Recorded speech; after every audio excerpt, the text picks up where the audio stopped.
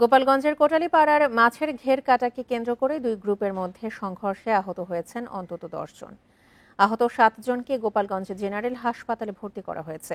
শুক্রবার সকালে বর্ষাপাড়া গ্রামে এই সংঘর্ষের ঘটনা ঘটে।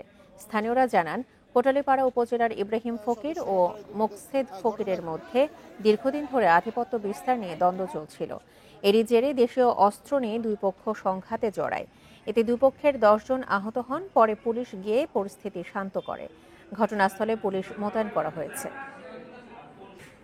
হঠাৎ করে আমরা যার যার মতন শেষে কাজ বাজ করতেছি, কেউ ঘুমে আছে সকালবেলা, হঠাৎ সে আমাদের উপর আক্রমণ করছে। পরে আমাদের বলছে যে তোমাদের জায়গা, তোমরা যদি পারো তো বুঝো না। পরে আমরা সবাই নিলিবিলি রয়েছি।